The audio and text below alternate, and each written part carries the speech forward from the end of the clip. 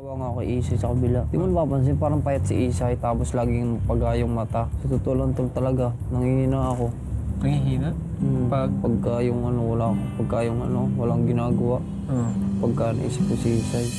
Nakasama mo na sina Melissa at si Jason sa isang bahay, di ba? Opo. Ano sa palagay mo ang naabot na ng kanilang pagkakaibigan?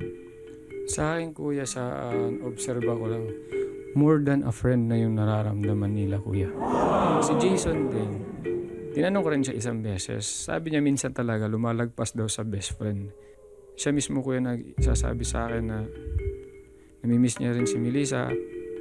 Gusto ko lang na protektahan si Melissa Opo. bilang isang babae. Opo, tama din.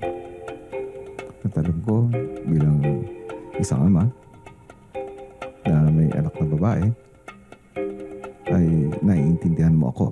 Opo, naiintindihan ko po, kuya, kasi isa rin po yung sinabi namin ni Paul G kagabi kay Jason na kung ano, wag mo lang ipaasahin din si Melissa, sabi namin. Kasi pangit din kung masasaktan si Melissa. Kung papasok siya doon, kailangan maging seryoso siya po. Hihingin ko ang tulong mo. Opo, kuya. Gusto ko ay masukat mo kung gaano ka sincere si Jason sa nararamdaman niya para kay Melissa. Opo, kuya. At para sa panig ni Melissa, kinonsulta naman ni Kuya si Rica. Lumapit sa akin si Jason. Sinabi niya na meron na rin siyang pagtingin kay Melissa.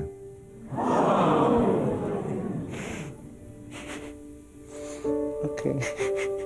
Ngayong gabi ay dapat aakit ng ligaw ngayong gabi si Jason kay Melissa. Pero pag ginawa ni Jason yun, mas lalong mahuhulog ang loob ni Melissa kay Jason. Yeah. Mababaliw na si Melissa. Buang na siya. Krung-krung na siya. At bago tuluyang mangyari ang Rika, ay gusto ko munang malaman kung hanggang saan ang sinseridad ni Jason tungkol sa nararamdaman niya para kay Melissa. Simula sa gabing ito, pagdating sa relasyon nila Jason at Melay, gusto ko ay ikaw ay tumayo na parang ate ni Melissa. Tutulungan mo ko na ma-test natin ang lalim ng sinasabing pagmamahal ni Jason para kay Melissa. At dito ay maaari mo naman ding hingin ang tulong ng iyong mga housemates.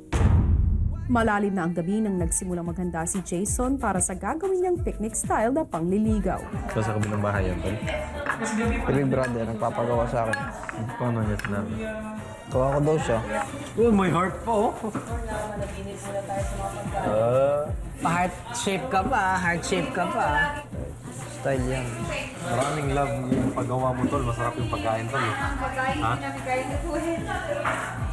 Sunod na hinanda ni Jason ang kanyang susuotin. Peram naman ang jacket ng green.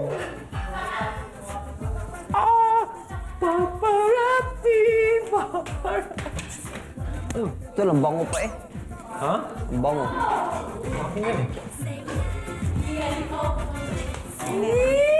Nagpapogi!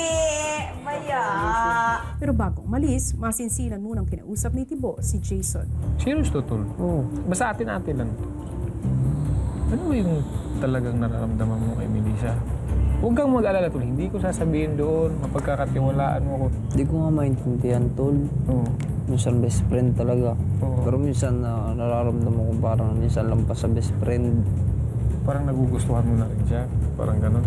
Oo, tunawa nga kay Isay sa kabila. Di mo napapansin, parang payat si Isay tapos laging pagayong mata. Sa totoo lang tol talaga, nangihina ako. Nangihina?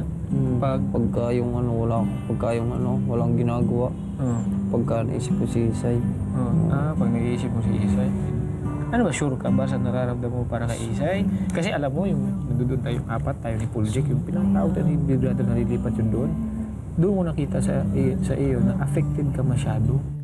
Halata pa rin ang tingin na kay Inisip ko nga tol, parang kasi pinakagusto ko talaga isang tao yung sinabi ko sa'yo, hindi pa ako napapatawa ng ganyan sa talang buhay ko. Parang inisip ko din na sana may tao kong makita na yung lagi nagpapasaya sa akin dahil nga marami akong problema, marami akong iniisip. Pag nandiyan si Isel, walang segundo na parang wala akong problema. Pag-isipan mo ng ilang beses bago mo pasukan.